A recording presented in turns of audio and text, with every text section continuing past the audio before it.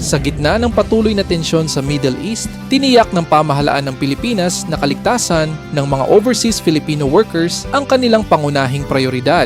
Sa ilalim ng pamumuno ni Ferdinand R. Marcos Jr., ipinatutupad ang whole-of-government approach upang bantayan ang sitwasyon sa rehiyon at tiyakin na may agarang tulong para sa mga Pilipino kung kinakailangan. Patuloy na nakikipag-ugnayan ang iba't ibang ahensya ng gobyerno upang monitorin ang development sa Middle East. Kabilang ang paghahanda sa posibleng evacuation at repatriation ng mga OFW kung lalala ang sitwasyon. Kasabay nito, tinututukan din ng pamahalaan ang posibleng epekto ng tensyon sa pandaigdigang presyo ng langis at sa presyo ng mga pangunahing bilihin sa Pilipinas.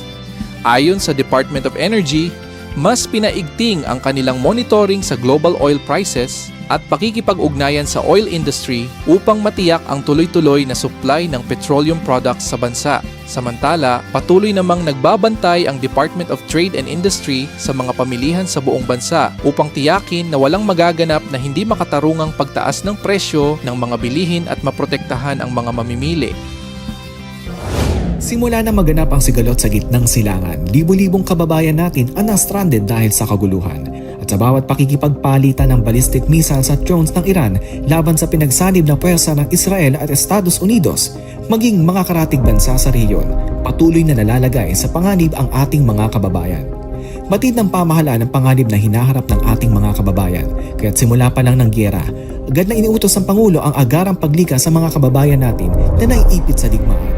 Ang DFA, DMW at OWA ay patuloy na nakikipag-ugnayan sa inyo upang mag-monitor sa inyong mga kalagayan. Nasimulan na po ang paglikas ng mga Pilipino na nais magpa-repatriate.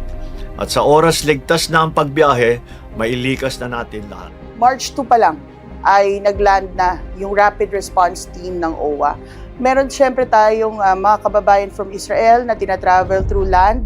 Ang mga kababayan natin from Kuwait, ganun din ang ginagawa natin. Mga kababayan natin from Bahrain, ganun din ginagawa natin. Kung merong available ticket, kukunin ng OWA, ng pamahalaan. Kung hindi naman, again, itatravel sa pinakamalapit na bansa.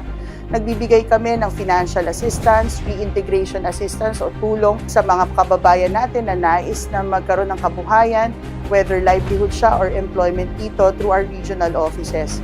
Ang importante at tagubilin ng ating mahal na Pangulo, safety po ng ating mga kababayan.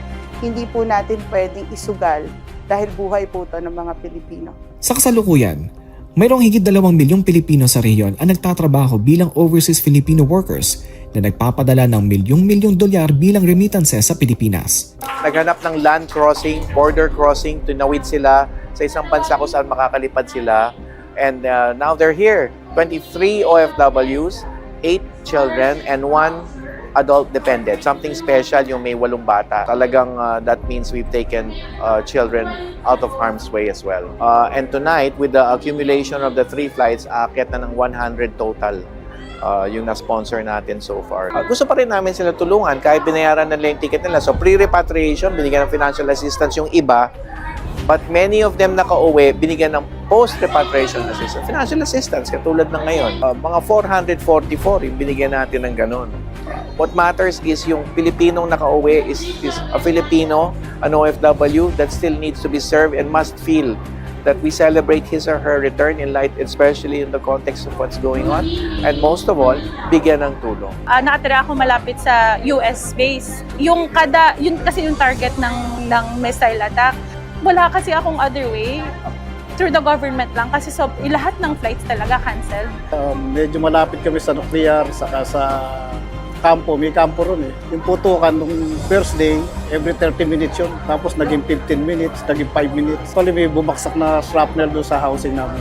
Isa ako sa mga nandun doon sa Pam Jumeirah mismo na nahulog yung debris ng missile. Initially sa mind ko, ano lang talaga, makalipad lang. Tapos binigay nila sobra-sobra pa.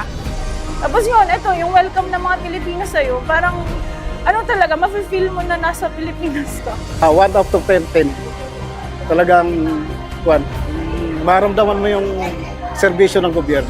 Sa gitna ng digmaan, sakuna at anumang peligrong kinakaharap, Nananatiling nakaagapay ang pamahalaan para masiguro ang kaligtasan ng ating mamamayan saan mang parte ng mundo sila naroroon. Marami na tayong napagdaanan na pagsubok at sa bawat pagkakataon dahil sa ating pagkakaisa, pananampalataya sa Diyos at malasakit sa isa't isa, nalampasan naman natin ang mga ito. Naniniwala ako na malalampasan din natin ang pagsubok na ito.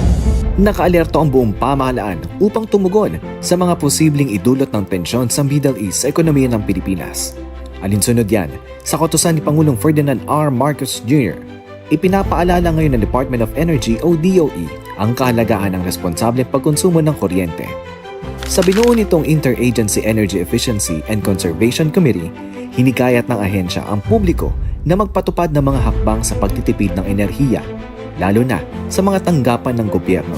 Sa inilabas na Memorandum Circular No. 114 ng Office of the President, government must lead by example. Sa pagpapairal ng ilang energy efficiency and conservation measures na layong makatipid ng 10 to 20% sa pagkonsumo ng kuryente sa government offices. Kabilang sa mga hakbang na isinusulong ay ang mga sumusunod. Pag-activate ng sleep settings ng mga office equipment, pag-set ng air conditioning unit thermostat sa temperaturang hindi bababa sa 24 degrees Celsius, pagpatay ng ilaw at computers tuwing lunch breaks, at iba pa.